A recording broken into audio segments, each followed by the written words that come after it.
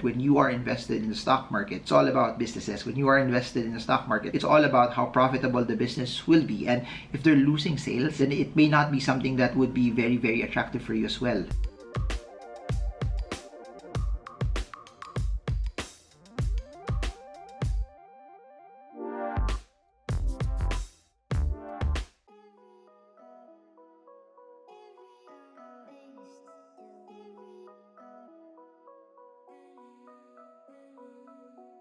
Hey guys, so in this video, I want to talk about stocks that I'm avoiding, stocks that I don't want to buy. And this will work regardless of what market you're trading. If it's the Philippine, US, or Singapore markets, it doesn't matter because principles, strategies, ideologies work across different markets as well. And making this video to people who are investors, not actually traders, because technicals allow you to be able to be selective regardless if the company is very, very good or the company is not as good, because your intention and your goal is actually to sell it later on at a higher price. So it doesn't really matter if you're a trader, if the company is not as good from a fundamental perspective. As long as it has volume, then from a trading standpoint, it will work, especially for people who are trading with leverage or know how to short as well. It's relatively riskier, but it allows you to earn in different facets or different cycles of the market. But I want to make this video for people who are long-term investors, for people who don't do leverage, for people also who don't short. Dividends, in my opinion, is the name of the game. Dividends, in my opinion, allows you to have a shortcut on what stocks you should buy, because what I've said in the previous videos, that when you buy a company that gives you dividends,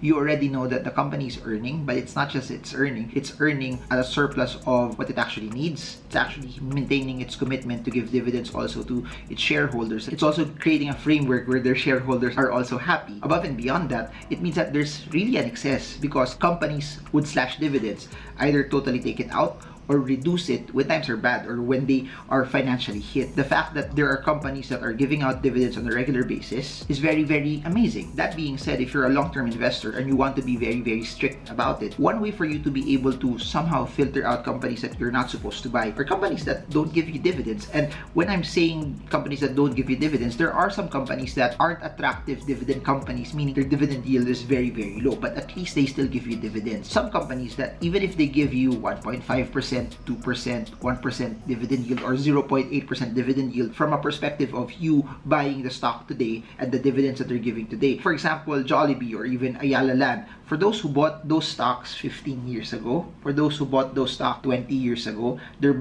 acquisition cost was very, very low. Their dividend yield across 5, 10, 15, 20 years is very, very high because they bought it at a very, very low price. And that's what's interesting about companies that give dividends. Even if their dividend yield today is small, as long as the company is growing and increasing, in year 10, the 1% dividend yield in year 0 might be very, very high already. Companies that don't give dividends, I somehow X off my list. It's not something that I initially like. It's not something that I initially want. I want to be rewarded for holding on to the stock. The only way you make money if the company is not giving you a dividend is if you actually sell it, if you actually flip it. But what if it's already X amount of time already and the company is not actually growing? No capital appreciation, meaning you're not actually rewarded for the capital that you placed. And maybe it might be better for you to go the REITs route, because REITs over a long period of time may have capital appreciation plus you have dividends. Or it might be better also for you buying that condominium or that house and have it rented out, because while you are holding on to it, you get cash flow.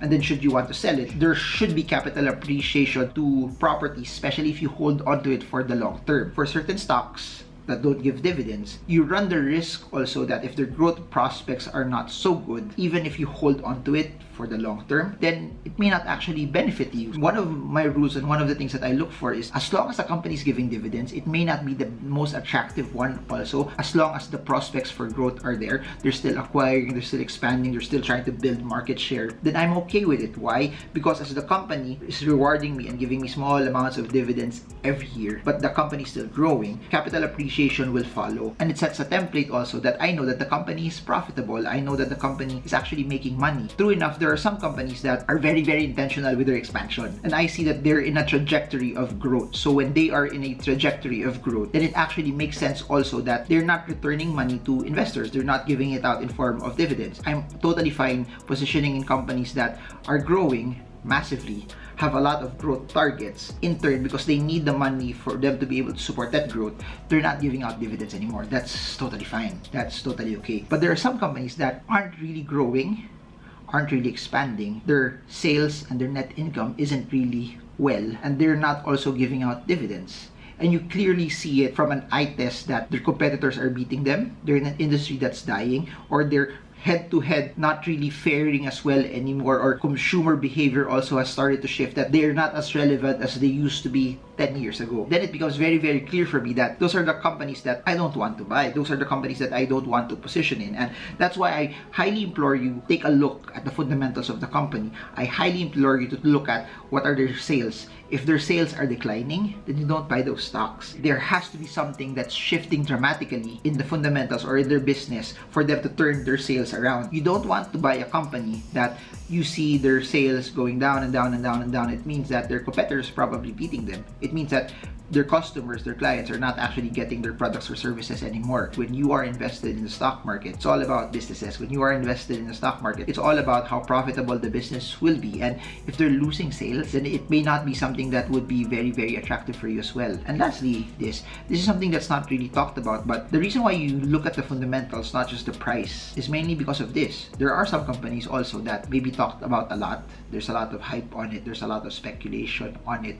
But when you go through the numbers, they're actually losing money, or their income is actually declining. And you don't want to focus, or you don't want to allot money to companies that have been there for a while, that have experienced earnings, that have grown already, but right now they're losing. They're not actually rebounding anymore. And there are some exceptions to the rule. As you all know, March 2020, the whole economy was shut down, and it's excusable for some companies to hit a negative because of the pandemic. That's totally fine. But if it's 2 years already and they're still losing quarter on quarter, it's 2 years already, they still haven't rebounded yet. Okay, that's a red flag already for you to actually invest in. It's pretty extreme if the company is losing money, but to temper it off also, but they're not actually rebounding, or their income is not actually increasing.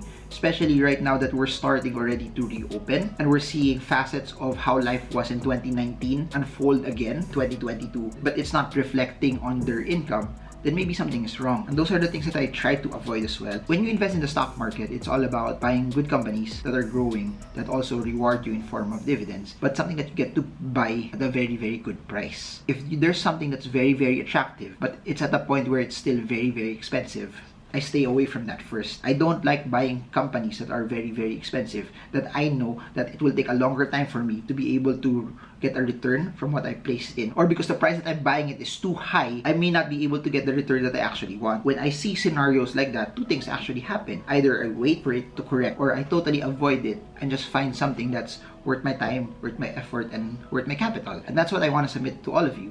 Either you can walk away from this particular trade or this particular stock and find a competitor, or find something else that would be better, or just wait for it. If you really, really think that this is a game-changing company, that it's really, really good, then you have to remember this, that markets move in cycles. They don't go up forever. They don't stay expensive also forever. There will come a point in time where they become cheap. There will come a point in time where you will see prices start to drop. There will come a point in time that there will be corrections, right? Like where we are right now. Please do note this, that the highest that we've ever seen the Philippine markets was 2018, first quarter. The highest that we've ever seen US markets was a couple of months ago, 2021. But right now, we're not there. So what does that mean?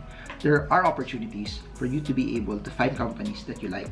There are opportunities for you to be able to find companies that are cheap. There are opportunities for you to be able to stack and build a base on game-changing companies that used to be very expensive, but it wasn't worth looking at from either a PE ratio perspective, a price-to-book perspective, or even from a valuations perspective when you start computing for its fair value. When they don't make sense, you walk away. But right now, in the midst of a lower market, there might be opportunities that you could still get. It's not March 2020 cheap, but it's still at the point where I think it's better off than when the market was so excited. When the market is excited, when everyone wants to invest, that means the market is expensive. Maybe it's time for you also to take profit. Maybe it's time for you also to take some money off the table. But when everyone's scared, that's a time for you to build a base. When everyone's scared, that's a time for you to be able to plan and wait and to harvest when everyone's excited once again. Just to summarize what I said, if the company doesn't give dividends, then maybe that should not be your priority. If the company's sales are declining, maybe that shouldn't be your priority. If the company's income is declining, not going anywhere, or they're actually actually losing money, maybe it's not your priority. The company is too expensive. Maybe that shouldn't be your priority as well. If you guys learned a lot from this, like, share, subscribe. And if you want to know more about what I talked about, that's under the facet of fundamental analysis. I have a webinar course that's on demand that you can watch anytime if you want to learn more about that as well. That's it for now. Marvin Germo. I hope this video helps you trade well, trade strong, trade smart. See you all again soon, and God bless you all.